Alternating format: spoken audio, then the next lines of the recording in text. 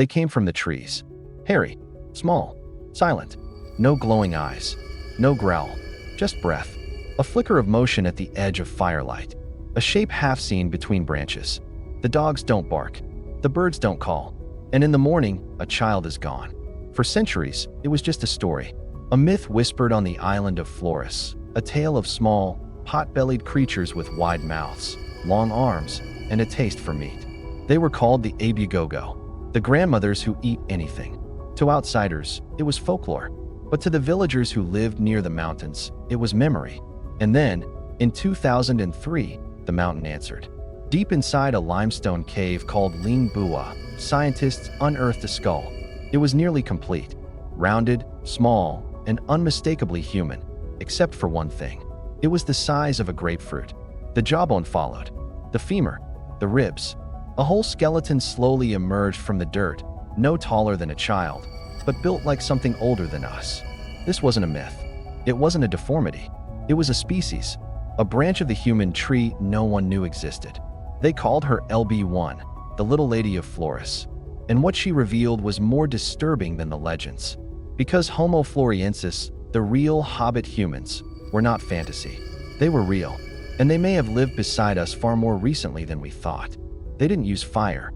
They didn't speak. And they may have watched us from the shadows as we unknowingly inherited their world. This is not just the story of a fossil. It's the story of what happens when two types of humans meet and only one survives. The cave was quiet.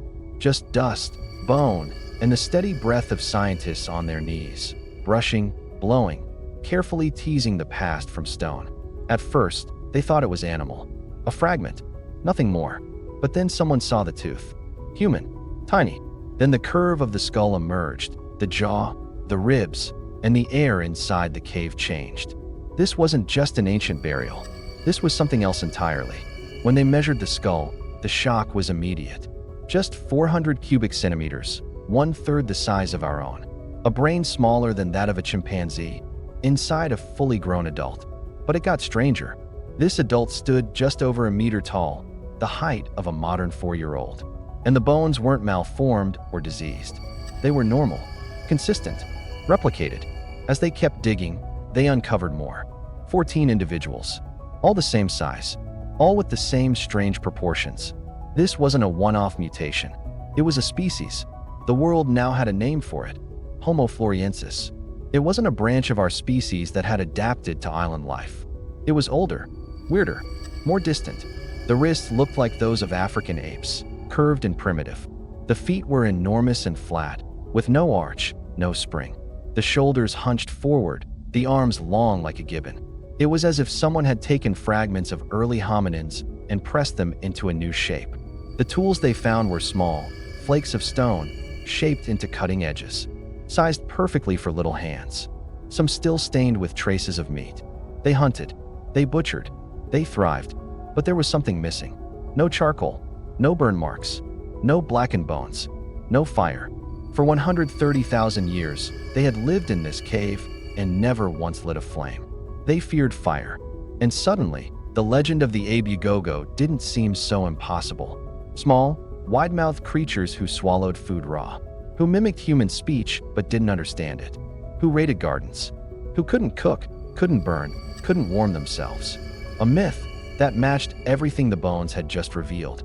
And it got worse. Because when scientists dated the fossils, the result nearly broke them. The youngest skeletons? 50,000 years old. The exact time modern humans arrived on the island. And then, the Hobbits vanished. No DNA, no burial sites, no final battle. 50,000 years ago, two kinds of humans walked the forests of Flores. One, modern, tall, fire-wielding, tool-smart, expanding across continents. The other, primitive, small, silent, never tamed flame, but somehow still surviving. For a brief moment in prehistory, we coexisted. Not in theory, not in myth. In fact, we hunted the same valleys. We drank from the same rivers. We moved through the same forests. And then, they disappeared. No graves, no hybrid DNA, no evidence we ever mingled. Homo floresiensis left no trace in our blood. Unlike Neanderthals, unlike Denisovans. It's as if we erased them, completely. And yet, their memory didn't vanish. Because 100 kilometers away, in the highlands of central Flores, the stories never stopped. Villagers still whisper of the Ebu Gogo, the grandmothers who eat anything. Small, pot-bellied, long-armed things with flat noses and wide mouths. They didn't speak like us. They parroted. They didn't cook like us. They swallowed food whole. They didn't live like us. But they watched us closely. And when the stories turned dark, of children taken, of screams from caves, the villagers fought back. They say they trapped them, offered them bundles of dry fiber, waited until they carried it deep into their dens. Then, at night, they lit the entrances ablaze. The caves turned into ovens. The screams were inhuman. And when dawn came, only ashes remained. But two escaped, they say. Two survived, and vanished into the mountains, deeper than anyone dared to follow. It's a story meant to scare children, but it matches a scientific discovery far too closely. The size, the behavior, the fear of fire. That's the part that chills even the most skeptical scientists. Because Homo floresiensis should have used fire. Fire is one of humanity's oldest traits, but they never did. And somehow, the myths remembered it. The fire burned their caves, but maybe it didn't burn them all. Because even after 2003, after the bones were found, after the scientists left Flores, the stories didn't stop. In fact, they got stranger. Just months after the excavation, a story spread through the villages near the Ebu Gogo volcano. A woman, tiny, dirty, wild-haired, had been caught by locals. They said she came down from the mountains. She didn't speak. She didn't resist. She was exactly like the legends. They locked her up, and then she vanished.